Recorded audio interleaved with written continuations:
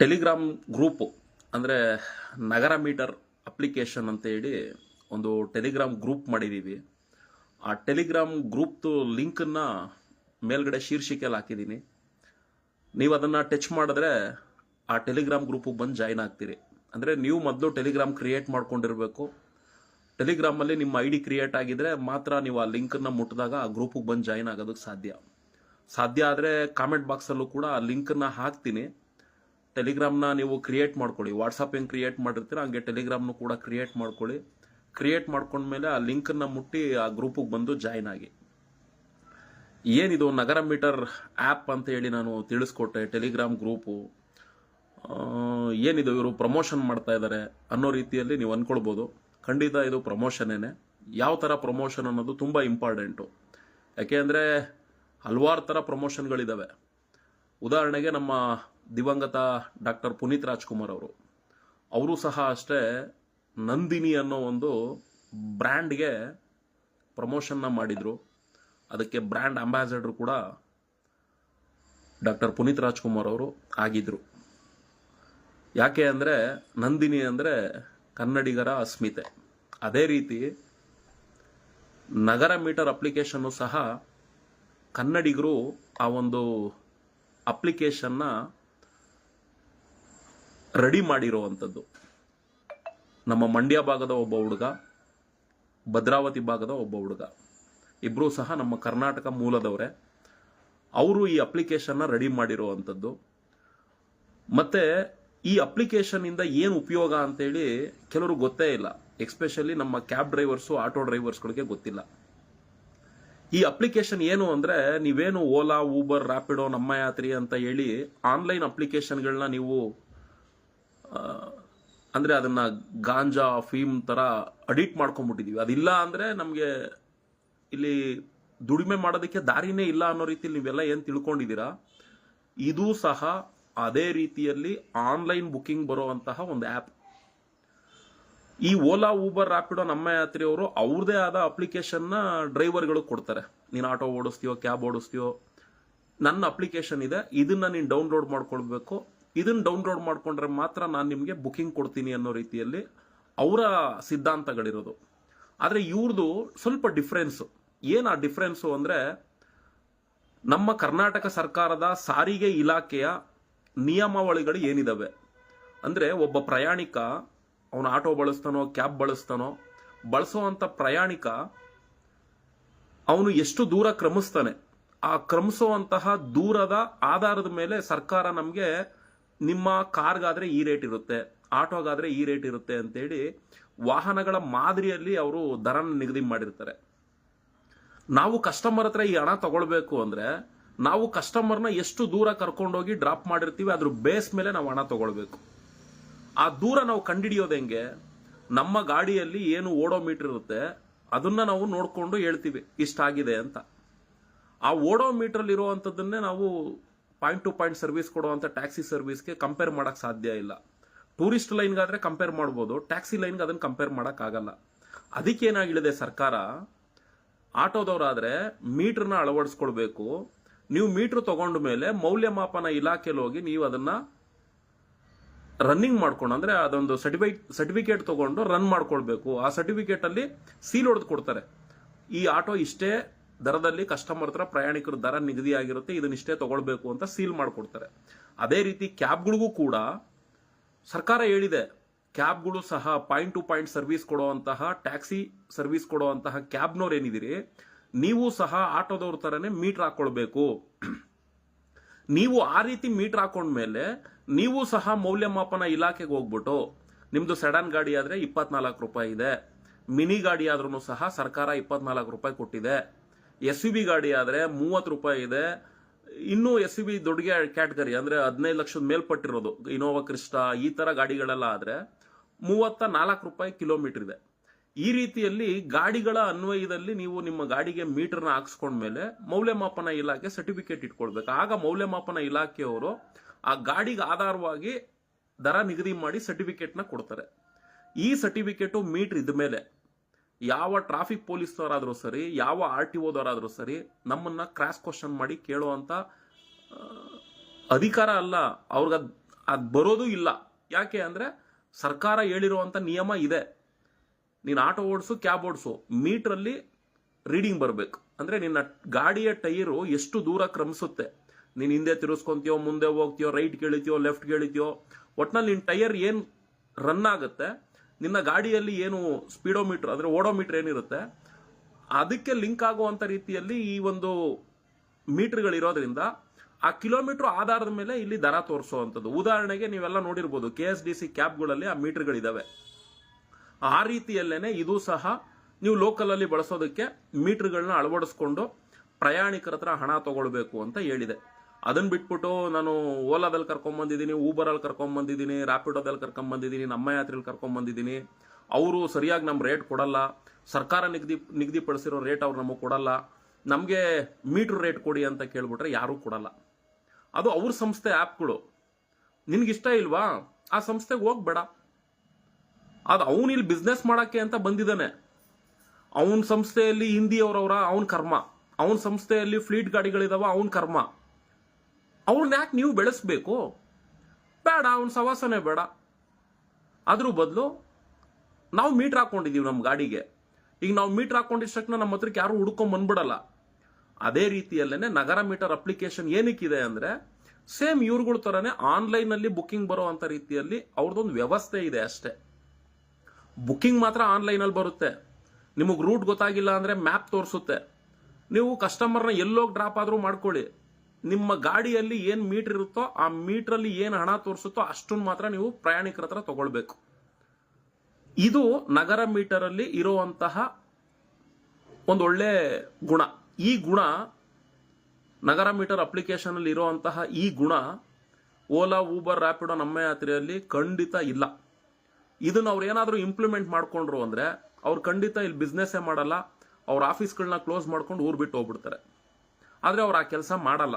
ಯಾಕೆ ಅಂದರೆ ಅವ್ರಿಗೆ ಅದರಿಂದ ಲಾಸ್ ಆಗುತ್ತೆ ಅಂತೇಳಿ ಅವರು ಮೀಟ್ರ್ಗಳನ್ನ ದೂರ ಇಡೋ ಅಂತ ಕೆಲಸ ಮಾಡಿ ಅವರ ಆ್ಯಪ್ಗಳದ್ದು ಏನು ಕ್ರಿಯೇಟ್ ಮಾಡಿರ್ತಾರೆ ಅದನ್ನು ನಮ್ಗಳಿಗೆ ಕೊಟ್ಟು ಇದ್ರ ಮುಖಾಂತರನೇ ನೀವು ಪ್ರಯಾಣಿಕರು ಇದರಲ್ಲಿ ಏನು ತೋರಿಸುತ್ತೋ ಅಷ್ಟು ನೀಸ್ಕೊಬೇಕು ಅನ್ನೋ ರೀತಿಯಲ್ಲಿ ಡ್ರೈವರ್ಗಳಿಗೂ ಮೋಸ ಮಾಡಿಕೊಂಡು ಪ್ರಯಾಣಿಕರುಗಳಿಗೂ ಕೂಡ ಮೋಸ ಮಾಡ್ತಾ ಇದ್ದಾರೆ.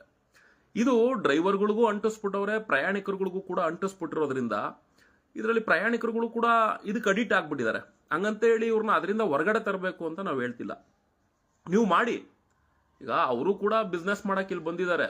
ಲೀಗಲ್ ಆಗವರೋ ಇಲ್ಲಿಗಲ್ ಆಗವರೋ ಅದಕ್ಕೆ ಸಂಬಂಧಪಟ್ಟಿರೋ ಇಲಾಖೆಗಳು ಕ್ರಮ ತಗೊಳ್ಬೇಕು.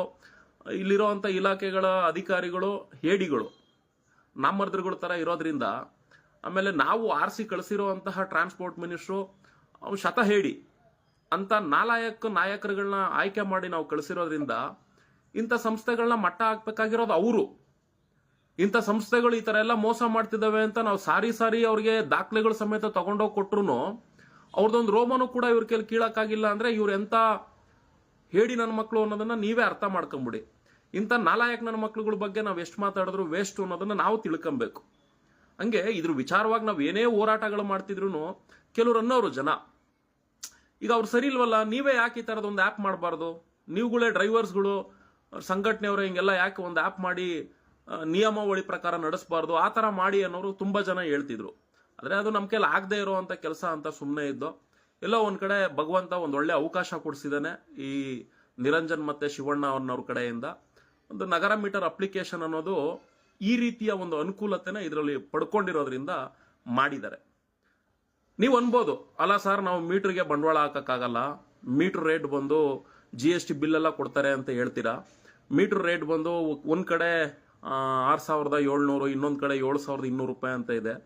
ನಾವು ಮೀಟರ್ ಹಾಕಕ್ಕೆ ಬಂಡವಾಳ ಹಾಕಕ್ಕೆ ನಮ್ಗೆ ಅಷ್ಟು ಶಕ್ತಿ ಇಲ್ಲ ಸರ್ ಅಂತ ಕೆಲವರು ಅನ್ಬೋದು. ಮೀಟರ್ ಹಾಕ್ಬಿಟ್ರೆ ಅದಕ್ಕೆ ಬೇರೆ ಇನ್ವೆಸ್ಟ್ಮೆಂಟ್ ಮಾಡಬೇಕು, ನಾಳೆ ದಿನ ಬಿಸ್ನೆಸ್ ಅದ್ರಲ್ಲಿ ಬರಲಿಲ್ಲ ಅಂದ್ರೆ ಅದು ದುಡ್ಡು ವೇಸ್ಟ್ ಆಗ್ಬಿಡುತ್ತೆ ಅನ್ನೋ ಒಂದು ಮನಸ್ಥಿತಿ ಕೆಲವರಲ್ಲಿ ಬರ್ಬೋದು. ಆಲ್ರೆಡಿ ಈ ಥರ ಮೀಟರ್ ಹಾಕ್ಸ್ಕೊಂಡು ದುಡಿತಿರೋ ಅಂಥವ್ರು ಇದ್ದಾರೆ. ಮೀಟ್ರ್ ಮೇಲೆ ಬಂಡವಾಳ ಹಾಕಿ ಅದಕ್ಕೆ 4 ಪಟ್ಟು ದುಡ್ಕೊಂಡಿರೋರು ಕೂಡ ನಾವು ಮಾಡಿರುವಂಥ ಟೆಲಿಗ್ರಾಮ್ ಗ್ರೂಪಲ್ಲಿ ಇದ್ದಾರೆ.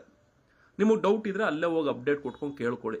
ನಾವು ಯಾಕೆ ಆ ಟೆಲಿಗ್ರಾಮ್ ಗ್ರೂಪ್ ಮಾಡ್ತಿದ್ದೀವಿ ಅಂದರೆ ನಮ್ಮ ಎಲ್ಲ ಒಂದು ಕೋಆರ್ಡಿನೇಟ್ಗೆ ಮಾಹಿತಿಗಳನ್ನ ಇಮಿಡಿಯೇಟ್ಲಿ ರವಾನೆ ಮಾಡ್ಕೊಳ್ಳೋದಕ್ಕೆ, ಮತ್ತು ಇಂಥ ಆ್ಯಪ್ ಸಂಸ್ಥೆಗಳ ಬಗ್ಗೆ, ಇಂಥ ಒಳ್ಳೆಯ ರೀತಿಯ ಒಂದು ವ್ಯವಸ್ಥೆ ಬಗ್ಗೆ ಯಾರೇ ಅಪಪ್ರಚಾರ ಮಾಡಿದ್ರು ಆ ಅಪಪ್ರಚಾರ ಸ್ಪ್ರೆಡ್ ಆಗದೆ ಅದ್ರ ಬಗ್ಗೆ ಕ್ಲಾರಿಟಿಗಳನ್ನ ನಾವೆಲ್ಲ ಒಟ್ಟಿಗೆ ತಗೊಳ್ಳೋ ಅಂತ ರೀತಿಯಲ್ಲಿ ಅನುಕೂಲ ಆಗಲಿ ಅನ್ನೋ ಉದ್ದೇಶಕ್ಕೋಸ್ಕರ ಈ ಒಂದು ಟೆಲಿಗ್ರಾಮ್ ಗ್ರೂಪ್ನ ಮಾಡಿಕೊಂಡು ನಿಮ್ಗಳಿಗೆ ನಾವು ಇದ್ರ ಬಗ್ಗೆ ಪ್ರಮೋಷನ್ ಮಾಡ್ತಾ ಇರೋದು. ನೀವು ಅನ್ಬೋದು, ಏನು ಸರ್ ಈ ಥರ ಪ್ರಮೋಷನ್ ಮಾಡೋದ್ರಿಂದ ನಿಮ್ಗೆ ಏನಾದರೂ ಅವರು ಹಣ ಕೊಟ್ಟಿರ್ತಾರ ಅಂತೇಳಿ. ಇವತ್ತವರೆಗೂ ಕೂಡ 4 ಕಾಣಿನೂ ಕೂಡ ಪಾಪ ಅವ್ರು ಕೊಟ್ಟಿಲ್ಲ. ಕುಡ್ದಿದ್ರೆ ಒಂದು ಕಾಫಿ ಟೀ ಇಲ್ಲ ಒಂದು ಜ್ಯೂಸ್ ಕುಡ್ದಿರ್ಬೋದು, ಒಂದ್ಸಲಿ ಅವ್ರು ಕೊಡ್ಸಿರ್ಬೋದು, ಇನ್ನೊಂದ್ಸಲಿ ನಾನು ಕೊಡ್ಸಿರ್ಬೋದು. ಅದು ಬಿಟ್ಟರೆ ಇನ್ನೇನೂ ಅಲ್ಲ. ಯಾಕೆಂದರೆ ಇದ್ರ ಬಗ್ಗೆ ನೆನ್ನೆ ಏನೋ ಪೋಸ್ಟ್ ಬರೆದಾಗ ಅವ್ನು ಯಾವನೋ ಬಂದು ಫೇಕ್ ಐಡಿಯಲ್ಲಿ ಕಾಮೆಂಟ್ ಆಗ್ತಾ, ಅವ್ನಿಗೆ ಅದ್ರ ತಕ್ಕನಾಗೆ ರಿಪ್ಲೈ ಕೊಟ್ಟಿದ್ದೀವಿ. ಅಂದರೆ ನಮ್ಮಲ್ಲಿ ಏನು ಅಂದರೆ, ಒಂದು ಒಳ್ಳೆ ಬೆಳವಣಿಗೆ ತಗೊಳ್ಬೇಕು ಅಂತೇಳಿ ನಿರ್ಧಾರ ತಗೊಂಡು ಒಂದು ಸ್ಟೆಪ್ ತಗೊಂಡಾಗ ಅದನ್ನು ಅಪ್ರಿಷಿಯೇಟ್ ಮಾಡೋದಕ್ಕಿಂತ ಕಾಲಿಳಿಯಕ್ಕೆ ಬರುವಂಥವ್ರೆ ಜಾಸ್ತಿ. ಯಾಕೆ ಅಂದರೆ ನಮ್ಮ ಜನನ ಒಳ್ಳೇದು ಯಾವತ್ತೂ ಕೂಡ ತಗೊಳ್ಳೋದಕ್ಕೆ ರೆಡಿ ಇಲ್ಲ, ಒಳ್ಳೇದು ಅವ್ರಿಗೂ ಬೇಕು ಇಲ್ಲ. ಯಾಕೆ ಅಂದರೆ ಬೇರೆದಕ್ಕೆ ಅಡಿಕ್ಟ್ ಆಗ್ಬಿಟ್ಟಿರ್ತಾರಲ್ಲ, ಆಮೇಲೆ ಅದರಿಂದ ಏನೋ ಕಂಡುಕೊಂಡಿರ್ತಾರಲ್ಲ, ಅಂಥವ್ರುಗಳು ನೆಗೆಟಿವ್ ಆಗಿ ಕಾಮೆಂಟ್ ಹಾಕಕ್ಕೆ ಬರೋದು. ಎಲ್ಲಿ ಇದು ಕ್ಲಿಕ್ ಆಗ್ಬಿಟ್ರೆ ನಾವುಗಳು ಮೂಲೆ ಗುಂಪಾಗ್ಬಿಡ್ತೀವೋ, ನಮ್ಮ ಹೊಟ್ಟೆಪಾಡುಗಳಿಗೆ ಏನು ತೊಂದರೆ ಆಗ್ಬಿಡುತ್ತೋ ಅಂತೇಳಿ ಯಾರಾದರೂ ಇಂಥ ವಿಚಾರಗಳನ್ನ ತಗೊಂಡು ಮುಂದೆ ಬಂದರೆ ಅಂಥವ್ರು ಕಾಲೆಳೆಯೋ ಅಂತ ಕೆಲಸ ಮಾಡ್ತಾರೆ. ಆಮೇಲೆ ನಮ್ಮಲ್ಲೂ ಕೂಡ ಜನಗಳು ಅಷ್ಟೇ, ಒಳ್ಳೆ ವಿಚಾರಕ್ಕೆ ಸಾಥ್ ಕೊಡೋದಕ್ಕಿಂತ ಈ ಥರ ಕಾಲೆಳೆಯೋರಿಗೆ ಸಪೋರ್ಟ್ ಕೊಡೋವಂಥ ಕನ್ನಡಿಗರು ನಮ್ಮಲ್ಲಿ ಜಾಸ್ತಿ. ಹಂಗಾಗಿ ನಾವು ಕನ್ನಡಿಗರು ಇನ್ನೂ ಕೂಡ ವಿಶಾಲ ಹೃದಯದವರು ಅಂತ ಹೇಳ್ಕೊಂಡು ಹಾಳಾಗಿ ಹೋಗ್ತಾ ಇದ್ದೀವಿ. ಹಾಳಾಗಬಾರ್ದು, ನಮ್ಮಲ್ಲೇ ನಾವು ಒಂದು ವ್ಯವಸ್ಥೆನ ಸೃಷ್ಟಿ ಮಾಡ್ಕೊಳ್ಬೇಕು. ಇವತ್ತು ನೋಡಿ, ಪಾಪ ಮೊನ್ನೆ ಒಬ್ರು ಮೇಡಮ್ ಅವರು ಲೈವ್ ಮಾಡಿದ್ರು, ಕೇರಳದಿಂದ ಬಂದಿದ್ದಾನೆ ಕನ್ನಡದಲ್ಲಿ ಮಾತಾಡ್ತಿಲ್ಲ ಅಂತ. ಯಾಕೆ ಆ ಸಂಸ್ಥೆಗಳನ್ನ ನಾವು ಯಾಕೆ ಬೆಳೆಸ್ತಾ ಇದೀವಿ ಕನ್ನಡಿಗರು? ನಾವು ಅವ್ರನ್ನ ಇಲ್ಲಿ ಬೆಳೆಸ್ಕೊಡ್ತಿರೋ ತಾನೇ. ಅವನು ಕೇರಳದಿಂದ ಬರ್ತಾನೆ, ಒರಿಸ್ಸಾ ಅಸ್ಸಾಮಿಂದ ಬರ್ತಾನೆ, ಫ್ಲೀಟ್ ಗಾಡಿ ತಗೊಂತಾನೆ. ಇವ್ರನ್ನ ಇಲ್ಲಿ ಬೆಳೆಸ್ತಾ ಇರೋರೆ ನಾವು ಅವ್ರನ್ನ ಬೆಳೆಸದೇ ಇರೋ ರೀತಿಲಿ ಅವಾಯ್ಡ್ ಮಾಡಾಕ್ದ್ವಿ ಅಂದ್ರೆ ಖಂಡಿತ ಅವ್ರು ಗಂಟು ಮೂಟೆ ಕಟ್ತಾರೆ. ನಮ್ಮ ಕನ್ನಡಿಗರಿಗೂ ಅರ್ಥ ಆಗುತ್ತೆ, ಹೌದು ಇದೆಲ್ಲ ಪರಕೀಯ ಸಂಸ್ಥೆಗಳು, ಓಲಾ ಊಬರ್ ರ್ಯಾಪಿಡೋ ನಮ್ಮ ಯಾತ್ರಿ, ಇವ್ರು ಯಾರು ಕರ್ನಾಟಕದವರಲ್ಲ, ಕನ್ನಡಿಗರ ಸಂಸ್ಥೆ ಇದೊಂದಿದೆ, ಇಲ್ಲಿ ಇರೋರೆಲ್ಲ ಕನ್ನಡಿಗ ಡ್ರೈವರ್ಸ್ಗಳೇ. ನೋಡಿ, ಇಂಥ ಒಂದು ಆ್ಯಪ್ನ ಬಳಸೋದ್ರಿಂದ ನಮಗೆ ಸರ್ಕಾರ ನಿಗದಿಪಡಿಸಿರುವಂಥ ರೇಟಲ್ಲಿ, ಮೀಟರ್ ರೇಟಲ್ಲಿ ನಮ್ಮನ್ನು ಕರ್ಕೊಂಡು ಹೋಗ್ತಾರೆ ಅನ್ನೋ ರೀತಿಲಿ ಜನಗಳಿಗೂ ಕೂಡ ಅವೇರ್ನೆಸ್ ಮೂಡಿಸ್ಬೇಕು. ಪ್ರಯೋಜನಕ್ಕೆ ಬರ್ದಿಲ್ದಿರೋಂಥ ರೀಲ್ಸ್ಗಳನ್ನ ಮಾಡಿಕೊಂಡು ಅಂಥದ್ನೆಲ್ಲ ನೋಡಿಕೊಂಡು ಅವ್ರು ಯಾರಿಗೋ ದುಡ್ಡು ಮಾಡ್ಕೊಡೋ ಬದಲು ಇದನ್ನ ಬಳಸ್ತಿರೋ ಅಂಥವ್ರು ನೀವುಗಳು ಇದ್ರ ಬಗ್ಗೆ ಕಂಟೆಂಟ್ಗಳನ್ನ ಕ್ರಿಯೇಟ್ ಮಾಡಿ ಅಪ್ಲೋಡ್ ಮಾಡ್ತಾ ಬನ್ನಿ, ಜನಗಳಿಗೆ ರೀಚ್ ಆಗುತ್ತೆ. ಇದನ್ನ ನಮ್ಮವ್ರು ಮಾಡಕ್ ರೆಡಿ ಇಲ್ಲ, ಬರೀ ಕಂಡವ್ರದನ್ನ ನೋಡ್ಕೊಂಡು ಅವ್ರಿಗೆ ವರಮಾನ ಮಾಡ್ಕೊಡೋ ಅಂತ ಕೆಲಸ ನಾವುಗಳು ಮಾಡ್ಕೊಂಡ್ ಬರ್ತಾ ಇರೋದು. ಆಗ್ಲೇ ಕಂಟೆಂಟ್ ಮಿಸ್ ಆಯ್ತು. ಕೆಲವ್ರು ಅನ್ನೋರು, ಸರ್ ಮೀಟರ್ ಜಾಸ್ತಿ ದುಡ್ಡು ಆಗ್ಬಿಡುತ್ತೆ ಅಂತ. ಪಾಪ ಅದಕ್ಕೂ ಈ ಹುಡುಗರು ಇವತ್ತು ಒಂದು ಬದಲಾವಣೆ ತಂದಿದ್ದಾರೆ. ಆಲ್ಮೋಸ್ಟ್ ಇವತ್ತು ನಾಳೆ ಒಳಗಡೆ ಇದು ಅಪ್ಲೋಡ್ ಆಗುತ್ತೆ. ಇವತ್ತು ಮಂಗಳವಾರ ಅಲ್ವಾ, ಆಲ್ಮೋಸ್ಟ್ ಬುಧವಾರ ಗುರುವಾರದೊಳಗಡೆ ಇವ್ರು ಯಾವ ತರ ಮಾಡಿದ್ದಾರೆ ಅಂದ್ರೆ, ಸದ್ಯದ ಮಟ್ಟಿಗೆ ತಾತ್ಕಾಲಿಕವಾಗಿ ಮಾಡಿರೋದು ಇದು. ಏನು ಬೇರೆ ಬೇರೆ ಅಪ್ಲಿಕೇಶನ್ಗಳಲ್ಲಿ ಬಿಲ್ ತೋರಿಸೋ ಅಂತ ರೀತಿಲಿ ಮಾಡಿದ್ದಾರೆ. ಕೆಲವರೆಲ್ಲ ಮೀಟರ್ ಹಾಕ್ಸ್ಕೊಳ್ಳೋದಕ್ಕೆ ಮೀನಮೇಷ ಎಣಿಸ್ತಿರಲ್ಲಪ್ಪ, ಅದೇ GPS ಪ್ಯಾನಿಕ್ ಬಟನ್ ಆದ್ರೆ 12 ಅಲ್ಲ 20,000 ಹೇಳಿದ್ರು ಸಾಲ ಮಾಡ್ಬಿಟ್ಟು ಮೀಟರ್ ಬಡ್ಡಿಗೆ ದುಡ್ಡು ತಂದು ಹೆಂಡತಿ ಮಕ್ಕಳು ಒಡವೆಗಳನ್ನ ಅಡ ಇಟ್ಬಿಟ್ಟಾದ್ರೂ GPS ಪ್ಯಾನಿಕ್ ಬಟನ್ ಹಾಕಿಸ್ಕೊಂತೀರಾ. ಅವ್ನು ಯಾವನ ಟೆಂಡರ್ಗಳು ತಗೊಂಡಿರ್ತಾರಲ್ಲ, ಆ ಟೆಂಡರ್ ತಗೊಂಡಿರೋರಿಗೆ ದುಡ್ಡು ಸುರಿತೀರಾ. ಆಮೇಲೆ ಆ ಟೆಂಡರ್ನ ಕೊಟ್ಟವ್ರಲ್ಲ, ಕಚಡ ನನ್ನ ಮಕ್ಕಳು ರಾಜಕಾರಣಿಗಳು, ಬೇಕೂಫ್ಗಳು, ಈ ಅಧಿಕಾರಿಗಳೆಲ್ಲ ಅದರಲ್ಲಿ ಆ ಟೆಂಡರಲ್ಲಿ ಎಷ್ಟೆಷ್ಟು ತಿಂದವ್ರೋ ಅವ್ರುಗಳು ಮಾತ್ರ ನಿಮ್ಗಳ ಕಡೆಯಿಂದ ನೀವು ಸಾಲ ಮಾಡಿ ದುಡ್ಡು ಹಾಕಿರೋ ದುಡ್ಡೆಲ್ಲ ಅವ್ರಿಗೆ ಹೋಗುತ್ತೆ. ಅವ್ರುಗಳು ಚೆನ್ನಾಗಿದ್ರೆ ಪರವಾಗಿಲ್ಲ, ನೀವು ಉದ್ಧಾರ ಆಗ್ಬಿಟ್ರೆ, ನೀವು ಚೆನ್ನಾಗಾಗ್ಬಿಟ್ರೆ ನಿಮಗೆ ನಿಮ್ಮ ಕುಟುಂಬಕ್ಕೆ ಲಾಸ್ ಆಗ್ಬಿಡುತ್ತೆ. ಹಂಗಾಗಿ ಕಂಡೋರ್ನ ನೀವೆಲ್ಲ ಉದ್ಧಾರ ಮಾಡ್ತೀರಾ, ಅದು ಹಿಂದೆಯಿಂದ ನಡ್ಕೊಂಬಂದ್ಬಿಟ್ಟೈತೆ. ಹಂಗಾಗಿ ನಿಮ್ಮ ಉದ್ಧಾರಕ್ಕೆ ನೀವು ಮೀಟರ್ ಬಂಡವಾಳ ಹಾಕ್ರಿ ಅಂದ್ರೆ ಆಗಲ್ಲ. ಅದನ್ನ ಹಾಕ್ಬಿಟ್ರೆ ಏನಾಗ್ಬಿಡುತ್ತೋ ಅಂತ. ಇದು ಒತ್ತಿದ್ರು ಕೂಡ ಯಾರು ಬರ್ದೇ ಹೋದ್ರು ಅದು ಇರಬೇಕು ಕಾರಲ್ಲಿ. ಒಳ್ಳೇದನ್ನ ಬದುಕೋದಕ್ಕೆ ಬಳಸ್ಕೊಳ್ಳಿ ಅಂದ್ರೆ ಬೆದರಿಸಿ ಹಾಕುವಂಥದಕ್ಕೆ ಎದುರ್ಕೊಂಡು ಬದುಕ್ತೀರಾ ನೀವು. ಇದು ನಮ್ಮ ವ್ಯವಸ್ಥೆ. ಹಂಗಾಗಿ ಈ ಮೀಟರ್ಗಳನ್ನ ಹಾಕ್ಸ್ಕೊಳ್ಳೋವಂಥವ್ರ ಸಂಖ್ಯೆ ಕಮ್ಮಿ ಇರೋದ್ರಿಂದ ಈಗ ಸದ್ಯದ ಮಟ್ಟಿಗೆ ಈಗೇನು ಬೇರೆ ಅಪ್ಲಿಕೇಶನ್ಗಳಲ್ಲೆಲ್ಲ ಅಮೌಂಟ್ ಬರೋ ಥರ, ರೀಡಿಂಗ್ ಬರೋ ಥರ ಎಲ್ಲ ತೋರಿಸ್ತಾ ಇದೆ, ಅದೇ ರೀತಿಯಲ್ಲೇ ಸದ್ಯದ ಮಟ್ಟಿಗೆ ಮಾಡಿದ್ದಾರೆ. ಇದು ತಾತ್ಕಾಲಿಕ. ಯಾಕೆಂದ್ರೆ ನಿಮ್ಗೆ ಅರ್ಥ ಆಗಬೇಕು. ಯಾಕೆಂದ್ರೆ ತುಂಬಾ ಜನ 1 ಸಿಟಿ 1 ರೇಟ್ ಬೇಕು ನಮಗೆ, ಸಂಘಟನೆಯವ್ರುಗಳು ಏನ್ ಮಾಡ್ತಿದ್ದೀರಾ, ನಮಗೆ ಓಲಾ ಊಬರು ರ್ಯಾಪಿಡೋದವರು ಇವ್ರು ಯಾರು ನಮಗೆ 1 ಸಿಟಿ 1 ರೇಟ್ ಕೊಡ್ತಾ ಇಲ್ಲ, ಸರ್ಕಾರ ನಮಗೆ 1 ಸಿಟಿ 1 ರೇಟ್ ಕೊಡ್ತಾ ಇಲ್ಲ ಅಂತ ಕೆಲವು ನಾನ್ಸೆನ್ಸ್ ರೀತಿಯಲ್ಲಿ ಮಾತಾಡೋವಂಥ ಚಾಲಕರುಗಳಿಗೆ ನಾನು ಹೇಳಕ್ ಇಷ್ಟಪಡೋದು, 1 ಸಿಟಿ 1 ರೇಟನ್ನ ನೀವು ತಗೊಳ್ಳಿ ಅಂತ ಸರ್ಕಾರ ಆದೇಶ ಕೊಟ್ಟಿದೆ. ಹೆಂಗ್ ತಗೊಳ್ಬೇಕು ಅನ್ನೋದು ಇಂಪಾರ್ಟೆಂಟು. ಮೀಟರ್ ಹಾಕೊಂಡು ನಾವೇ ಒಂದು ಸ್ವಂತ ಈ ರೀತಿಯ ಒಂದು ವ್ಯವಸ್ಥೆನ ಕ್ರಿಯೇಟ್ ಮಾಡಿಕೊಂಡು ನಾವೇ ಈ ಥರ ಒಂದು ಸ್ವಂತ ಒಂದು ಕ್ರಿಯೇಟಿವಿಟಿನ ರೆಡಿ ಮಾಡಿಕೊಂಡು ಈ ಥರದಲ್ಲಿ ನಾವು ಒನ್ ಸಿಟಿ ಒಂದು ರೇಟ್ನ ತಗೊಳ್ಳೋ ಅಂತ ವ್ಯವಸ್ಥೆ ಆಗಬೇಕು. ಅದನ್ನ ಬಿಟ್ಬಿಟ್ಟು ಓಲಾದವ್ನು ಕೊಡಬೇಕು ಒನ್ ಸಿಟಿ ಒಂದು ರೇಟು, ಊಬರ್ ಅವ್ನು ಕೊಡಬೇಕು ಒನ್ ಸಿಟಿ ಒಂದು ರೇಟು, ರ್ಯಾಪಿಡೋದವ್ನು ಕೊಡಬೇಕು, ನಮ್ಮ ಯಾತ್ರೆ ಅವ್ರಿಗೇನು ಏರ್ ಬಿದ್ದಿಲ್ಲ. ಅವ್ರಿಲ್ಲಿ ಬಿಸ್ನೆಸ್ ಮಾಡಕ್ ಬಂದಿರೋದು. ಅವ್ರಿಗೆ ಸರ್ಕಾರ ಅಲ್ಲ ಕಾಂಪಿಟೇಷನ್ನು. ಯಾವ ಆ್ಯಪ್ ಸಂಸ್ಥೆಗಳು ಬೆಂಗಳೂರಿನಲ್ಲಿ ಹೆಚ್ಚು ಶೇರ್ಗಳನ್ನ ಹೊಂದಿದ್ದಾರೆ, ಹೆಚ್ಚು ಬಿಸ್ನೆಸ್ಗಳನ್ನ ಮಾಡ್ತಿದ್ದಾರೆ, ಅಂತ ಆ್ಯಪ್ ಸಂಸ್ಥೆಗಳ ತದ್ವಿರುದ್ಧವಾಗಿ ನಾವು ಕಾಂಪಿಟೇಟರ್ ಆಗಿರ್ಬೇಕು ಅಂತೇಳಿ ಇಲ್ಲಿ ಬಿಸ್ನೆಸ್ ಮಾಡಕ್ ಬಂದಿರೋರು ಅವರು. ಹಂಗಾಗಿ ಅವರು ತೋಚಿದ ರೇಟನ್ನ ಅವ್ರು ಕೊಟ್ಕೊಂಡು ಅವ್ರ ಸಂಸ್ಥೆನ ಬೆಳೆಸ್ತಾ ಇರ್ತಾರೆ. ಅಂತ ಸಂಸ್ಥೆಗಳ ಹತ್ರ ಹೋಗ್ಬಿಟ್ಟು ನನಗೆ ಸರ್ಕಾರದ ರೇಟ್ ಕೊಡು, ಸರ್ಕಾರ ಹೇಳಿರೋದು 24 ರೂಪಾಯಿ, ಸರ್ಕಾರ ಹೇಳಿರೋದು 30 ರೂಪಾಯಿ, ನೀನು 10 ರೂಪಾಯಿ ಕೊಡ್ತಿದ್ಯಾ 15 ರೂಪಾಯಿ ಕೊಡ್ತಿದ್ಯಾ ಅಂದ್ರೆ ಅವ್ರಿಗೇನು ಏರ್ ಬಿದ್ದಿಲ್ಲ ನೀವು ಕೇಳೋದಷ್ಟೆಲ್ಲ ಕೊಡೋದಕ್ಕೆ. ನಿಮಗೆ ಸರ್ಕಾರ ಹೇಳಿದ್ರೆ ಹೋಗಿ ಸರ್ಕಾರದಲ್ಲಿ ತಗೋ ಅಂತಾರೆ. ಸರ್ಕಾರ ಏನಾದರೂ ಆ್ಯಪ್ ರೆಡಿ ಮಾಡಿಕೊಟ್ಟಿದ್ಯಾ ನಮಗೆ?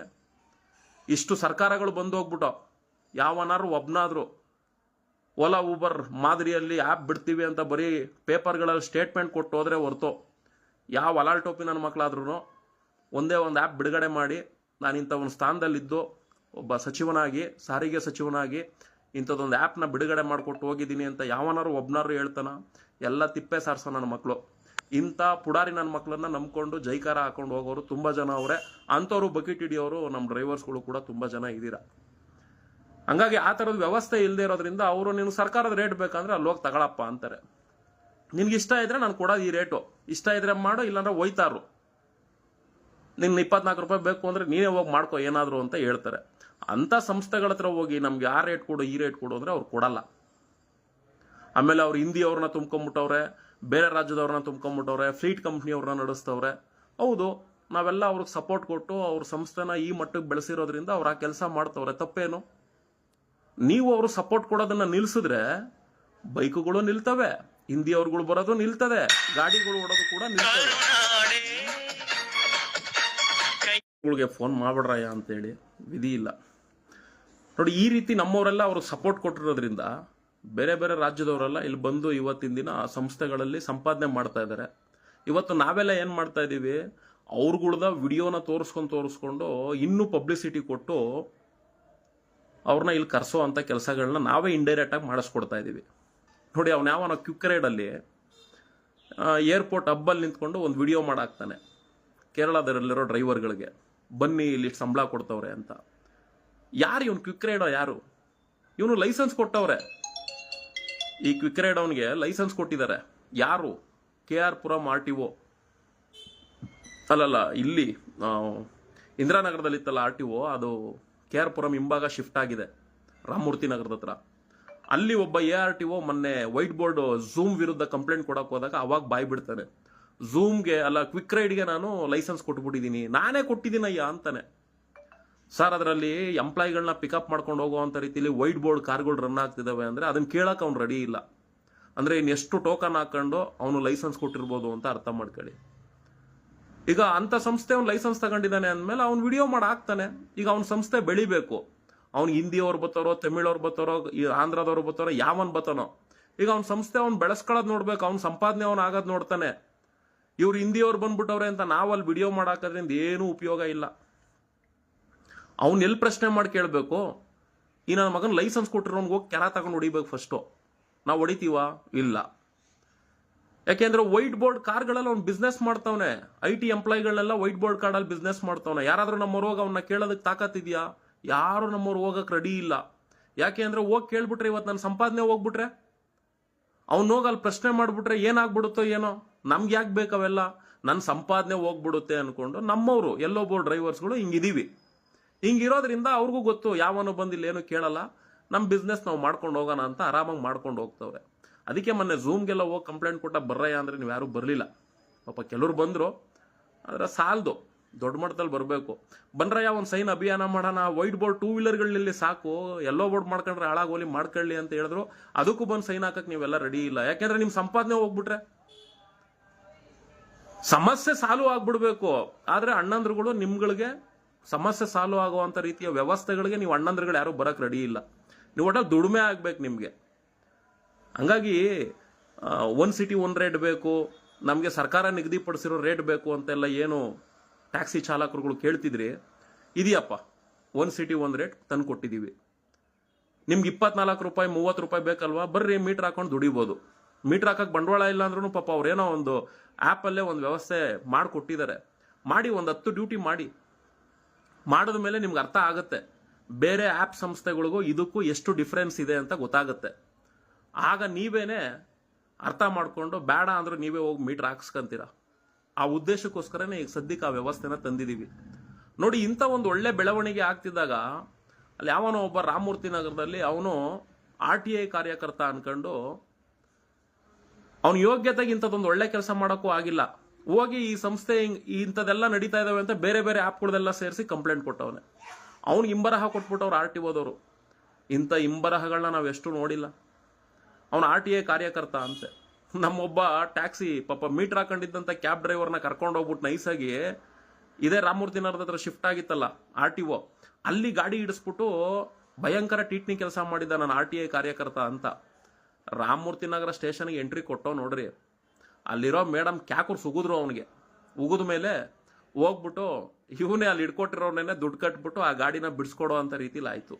ಹಂಗೆ ಒಳ್ಳೆ ಕೆಲಸ ನಡೀತಿರ್ಬೇಕಾದ್ರೆ, ಒಳ್ಳೆ ಕೆಲಸ ಆಗ್ತಿರ್ಬೇಕಾದ್ರೆ ಕಡ್ಡಿ ಅಳ್ಳಾಡ್ಸದ್ ಬಿಡ್ರೋ ಕಚಡ ನನ್ನ ಮಕ್ಕಳ ಅಂತ ಹೇಳ್ತೀವಿ, ಕೇಳಲ್ಲ ಕೆಲವರು.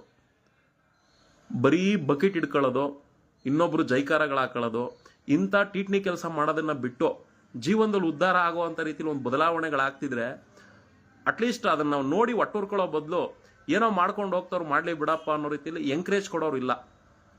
ಇದರಿಂದ ಇವ್ರಿಗೆ ಏನು ಸಿಕ್ಬಿಡ್ತದೋ, ಅವ್ರೇನು ಮಾಡ್ಕೊಂಬಿಡ್ತಾರೋ, ಇವ್ರೇನು ಮಾಡ್ಕೊಂಬಿಡ್ತಾರೋ. ಭಗವಂತ ಕೊಡೋನು, ಯಾರು ಏನು ಕೊಡಬೇಕೋ ಅವ್ನು ಕೊಟ್ಟೇ ಕೊಡ್ತಾನೆ, ಯಾರು ಏನು ಕಿತ್ಕೊಬೇಕೋ ಅವ್ನು ಕಿತ್ಕೊಂತಾನೆ. ಅದನ್ನೆಲ್ಲ ಆಲೋಚನೆ ಮಾಡಿಕೊಂಡು ನಮ್ಮ ಜೀವನನ ನಾವು ಹಾಳು ಮಾಡ್ಕೊಂಬಾರ್ದು. ನಮ್ಮ ಜೀವನಕ್ಕೆ ಭಗವಂತ ಏನು ಅವಕಾಶ ಕೊಟ್ಟಿರ್ತಾನೋ ಅದನ್ನು ಬಳಸ್ಕೊಂಡು ಬದುಕೊಂಡು ಹೋಗ್ಬೇಕು. ಈ ಗುಣ ನಮ್ಮಲ್ಲಿರೋರ್ಗಿಲ್ಲ. ಯಾಕೆ ನಮ್ಮವರೆಲ್ಲ ಹಿಂಗಿರೋದ್ರಿಂದನೇ ಬೇರೆಯವ್ರ ರಾಜ್ಯದವರೆಲ್ಲ ಬಂದಿಲ್ಲ ಯಾಕೆ ಚೆನ್ನಾಗಿ ಬೆಳೀತವ್ರೆ ಅಂದ್ರೆ ಅವ್ರವರೇ ಕಚ್ಚಾಡ್ಕೊಂಡು ಸಾಯ್ತಾರೆ. ಅಂಥವ್ರನ್ನ ಇಟ್ಕೊಂಡು ನಾವು ಬೆಳಿಬೇಕು ಅಂತ ಇಲ್ಲಿರೋ ಬೇರೆ ರಾಜ್ಯದಿಂದ ಬಂದಿರೋರೆಲ್ಲ ಬೆಳೀತಾ ಇರೋದು, ನಮ್ಮವ್ರು ಈ ಕೆಲಸ ಮಾಡ್ಕೊಂಡಿರೋದು. ಎನಿವೆ ಬ್ರದರ್ಸ್, ಹೇಳ್ತಾ ಹೋದ್ರೆ ಸಂಜೆವರೆಗೂ ಇರ್ತವೆ ನೋಡಿ. ಸಾಧ್ಯ ಆದಷ್ಟು ಟೆಲಿಗ್ರಾಮ್ ಗ್ರೂಪಿಗೆ ಜಾಯ್ನ್ ಆಗಿ. ಯಾಕೆ ನೀವು ಅಲ್ಲಿ ಜಾಯ್ನ್ ಆಗಿ ಟೆಲಿಗ್ರಾಮ್ ವಾಟ್ಸಪ್ ಯಾಕೆ ಮಾಡ್ತಿಲ್ಲ ಅಂದರೆ, ವಾಟ್ಸಪ್ಗಳಲ್ಲಿ APK ಫೈಲ್ಗಳಾಗ್ತಾರೆ. ಆಮೇಲೆ ವಾಟ್ಸಪ್ಪಲ್ಲಿ 1000 ಜನದ ಮೇಲೆ ಜಾಸ್ತಿ ಜನ ಇರೋಕ್ಕೆ ಸಾಧ್ಯ ಇಲ್ಲ. ಆದರೆ ಟೆಲಿಗ್ರಾಮಲ್ಲಿ ಎಷ್ಟು ಜನ ಬೇಕಾದರೂ ಬಂದು ಜಾಯ್ನ್ ಆಗಿರ್ಬೋದು. ಆ ಗ್ರೂಪಲ್ಲಿ ನೀವು ಯಾಕೆ ಬಂದು ಜಾಯ್ನ್ ಆಗಿ ಅಂತ ಹೇಳ್ತಿದ್ದೀವಿ ಅಂದರೆ, ವಿಚಾರಗಳು ತಿಳ್ಕೊಳ್ಬೇಕು. ಈ ಆ್ಯಪ್ ಹೆಂಗೆ ಡೌನ್ಲೋಡ್ ಮಾಡ್ಕೊಳ್ಬೇಕು ಅನ್ನೋದು, ಮತ್ತು ಈ ಆ್ಯಪ್ನ ಹೆಂಗೆ ಆಕ್ಟಿವೇಶನ್ ಮಾಡ್ಕೊಳ್ಬೇಕು ಅನ್ನೋದು, ಏನಾದರೂ ಡೌಟ್ಗಳಿತ್ತು ಅಂದರೆ ಅಲ್ಲೇ ನೀವು ಕ್ಲಾರಿಟಿ ತೊಗೊಳ್ಳೋ ಅಂಥದ್ದಾಗಿರ್ಬೋದು ಈ ಥರ. ಆಮೇಲೆ ನಿಮ್ಗೆ ಏನಾದರೂ ಮೀಟ್ರು ಹಾಕ್ಸ್ಕೊಳ್ಬೇಕು ಅಂದರೆ ಎಲ್ಲೋಗಿ ಹಾಕಿಸ್ಕೊಳ್ಬೇಕು, ಈ ಹಿಂದೆ ಹಾಕಿಸ್ಕೊಂಡಿರೋರು ಯಾವ ಥರ ಡ್ಯೂಟಿಗಳು ಮಾಡ್ತಾ ಇದ್ದಾರೆ, ಈ ಥರ ಹಲವಾರು ರೀತಿಯ ಗೊಂದಲಗಳಿಗೆ ಒಂದು ಸ್ಪಷ್ಟತೆಗಳು ಸಿಗುವಂಥ ರೀತಿಯಲ್ಲಿ ನೀವು ಆ ಗ್ರೂಪಲ್ಲಿ ಬಂದಿದ್ದಾಗ ಕೇಳಿ ತಿಳ್ಕೊಳ್ಬೋದು ಅನ್ನೋ ಉದ್ದೇಶಕ್ಕೋಸ್ಕರ ಆ ಗ್ರೂಪಿಗೆ ಬಂದು ಜಾಯ್ನ್ ಆಗಿ ಅಂತ ಹೇಳ್ತಾ ಇದ್ದೀವಿ. ದಯವಿಟ್ಟು ಬಂದು ಆ ಗ್ರೂಪಿಗೆ ಬಂದು ಜಾಯ್ನ್ ಆಗಿ. ನಿಮ್ಗೆ ಏನೇ ಡೌಟ್ಸ್ಗಳಿದ್ರು ಅಲ್ಲಿ ಕೇಳಿ, ಮಾಹಿತಿಗಳು ಸಿಗುತ್ತೆ.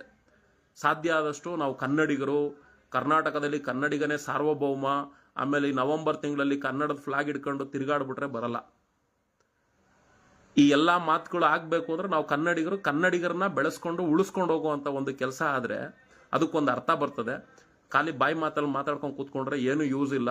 ಕನ್ನಡದ ಫ್ಲಾಗ್ ಇಟ್ಕೊಂಡು ಹಿಂಗೆ ಅಳ್ಳಾಡಿಸ್ಬಿಟ್ರೆ ಏನೂ ಪ್ರಯೋಜನಕ್ಕೆ ಬರಲ್ಲ. ಕನ್ನಡಿಗರ ಅಸ್ಮಿತೆ ಉಳಿಬೇಕು ಅಂದರೆ ನಾವೆಲ್ಲ ಕನ್ನಡಿಗರ ಸಂಸ್ಥೆನ ಬೆಳೆಸಬೇಕು. ಕನ್ನಡಿಗರು ಒಗ್ಗಟ್ಟಾಗಿರುವಂಥ ರೀತಿಯ ಒಂದು ವಾತಾವರಣ ಸೃಷ್ಟಿ ಮಾಡ್ಕೊಳ್ಬೇಕು. ಡ್ಯೂಟಿಗಳು ಬಂದ್ಬಿಡುತ್ತೆ, ಸಬ್ಸ್ಕ್ರೈಬ್ ಅಮೌಂಟ್ ಅಲ್ಲ ಸರ್ಚ್ ಚಾರ್ಜಲ್ಲಿ ಜಾಸ್ತಿ ಹಣ ಬಂದ್ಬಿಡುತ್ತೆ ಅಂತ ಅಂಥವ್ರ ಆ್ಯಪ್ನೆಲ್ಲ ಬಳಸ್ಕೊಂಡು ನಾವು ಅವ್ರನ್ನ ಬೆಳೆಸ್ತಿದ್ರೆ ಅಲ್ಲಿಗೆ ನಾವು ಕೂಡ ಕನ್ನಡ ದ್ರೋಹಿಗಳೇ ಆಗ್ತೀವಲ್ವ.